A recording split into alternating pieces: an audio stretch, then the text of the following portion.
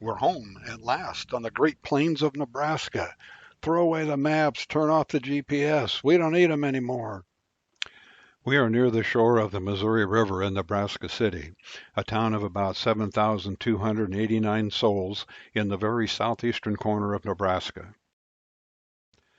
We are on our way to Arbor Lodge State Recreation Area, the home of Sterling Morton, the founder of Arbor Day.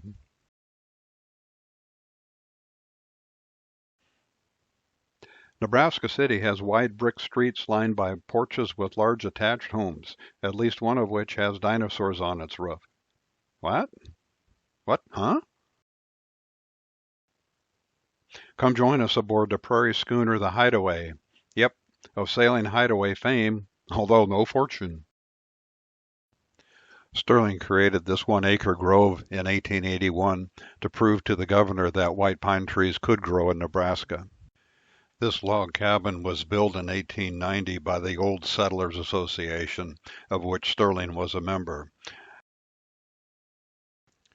The Whispering Bench is located on site at the Sterling Morton Memorial.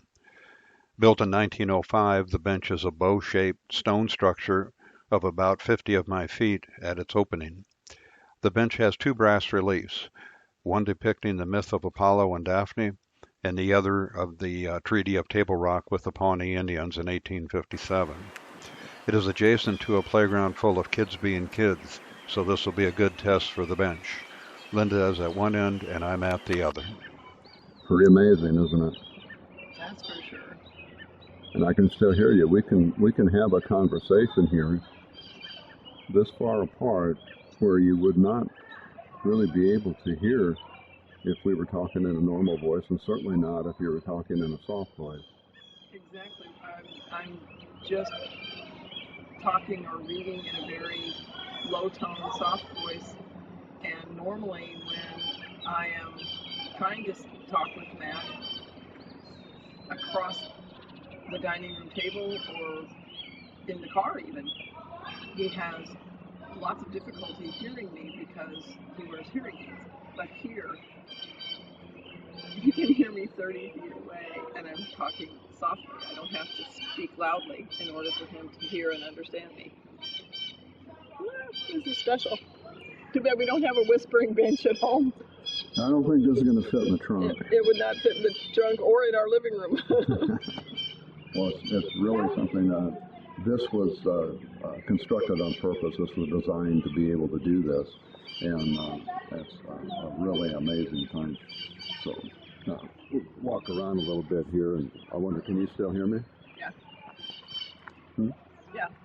All right. So the effect of that doesn't work if you're standing away from it. But now I'll try it again. Yeah, you actually have to speak towards the wall. Yeah. So now I can hear you completely, very plainly, and again, just in a soft voice. Yeah. Just when you stand up, just being that far away from the wall makes it softer. Yeah.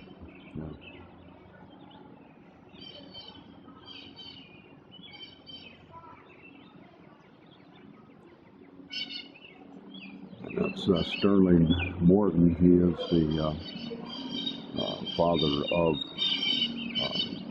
the Arbor Day tradition, and that's from Nebraska. One of the things we like about this state. And then the statue there would be, what was it? Daphne. And then we will go down and have a look at her in just a moment. Person planting a tree. This is a forest. And they're adding trees to the hillside. This is a little tree.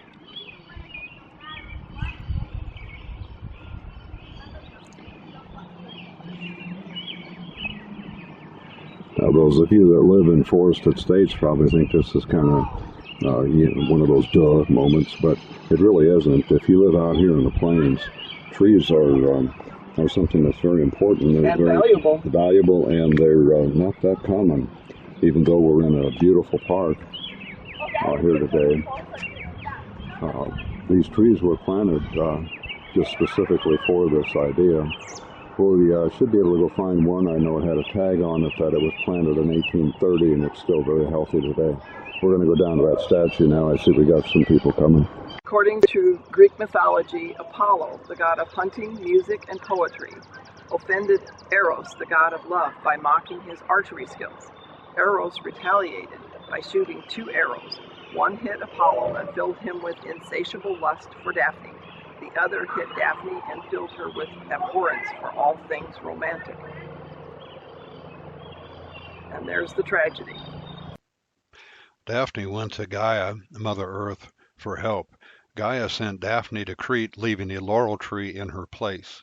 Apollo, recognizing his lost cause, made a wreath from the tree to remember her by, thus the connection to Arbor Day.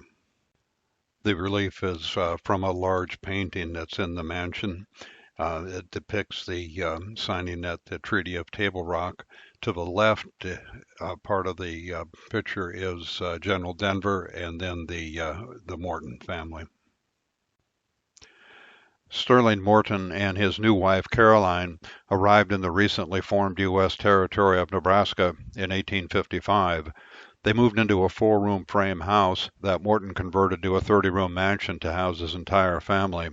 His son Joy, fountain of Morton salt, redesigned the mansion to resemble the White House, adding 22 rooms in the process.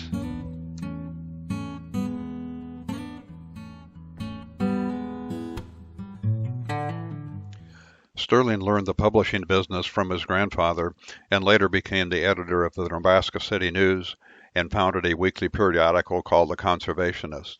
Sterling was a successful farmer who embraced modern farming and forestry techniques.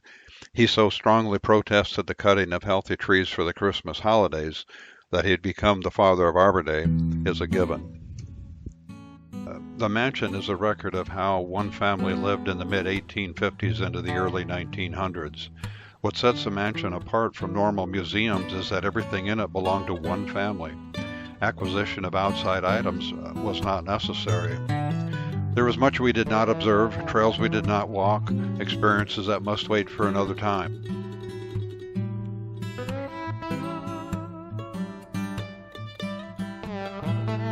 If you find yourself lost in southeast Nebraska, Arbor Lodge is a good place to be found.